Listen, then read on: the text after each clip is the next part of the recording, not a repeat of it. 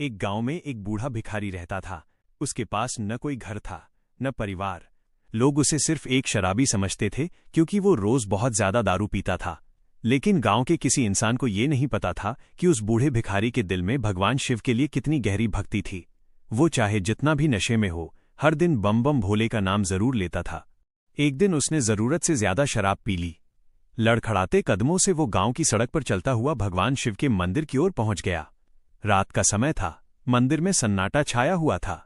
वो शिवलिंग के सामने बैठ गया, आंखें बंद की और सच्चे दिल से भगवान शिव को याद करने लगा।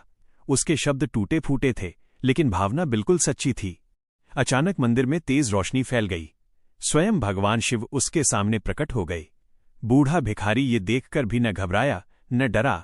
नशे में मुस्कुराते हुए उसने कहा, भोलेनाथ, आप तो सबको वरदान देते हो, आज मैं आपको वरदान दूंगा। मांगो, क्या चाहिए? ये सुनकर भगवान शिव को आश्चर्य हुआ। फिर वे मुस्कुरा दिए। उन्होंने कहा, ठीक है, तुम्हारा वरदान मैं कल मांगने आऊंगा। इतना कहकर भगवान शिव अंतर्ध्यान हो गए। बूढ़ा भिखारी वहीं मंदिर में सो गया। अगली सुबह जब वो उठा तो उसे रात की सारी बातें याद आईं। उसने अपने आप से कहा, लगता है कल की दारू कुछ ज्यादा हो गई थी, सब सपना ही होगा। वो ये सोच ही रहा था कि अचानक वही दिव्य प्रकाश फिर से प्रकट हुआ। भगवान शिव उसके सामने खड़े थे। शिवजी ने गंभीर स्वर में कहा, मैं अपना वरदान मांगने आया हूं। बूढ़ा भिखारी कांप गया। उसकी आंखों से आंसू बहने लगे। उसने सिर झुका लिया और बोला, भोलेनाथ, मेरे पास देने के लिए कुछ भी नहीं है। मैं तो एक गरीब शराबी भिखारी हूं। भगवान शिव ने प्रेम से कहा, मुझे धन या महल नहीं चाहिए, मुझे तुम्हारा एक वरदान चाहिए। आज से तुम शराब छोड़ दो और लोगों को प्रेम, दया और भक्ति का मार्ग दिखाओ।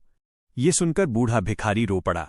उसने भगवान शिव के चरणों में गिरकर कहा, हे महादेव, अगर यही मेरा वरदान है तो मैं इसे पूरी जिंदगी निभाऊंगा। उस दिन के बाद वो बूढ़ा भिखारी बदल गया। उसने शराब को हाथ नहीं लगाया। वही लोग जो कभी उसका मजाक उड़ाते थे, आज उससे आशीर्वाद लेने आने लगे।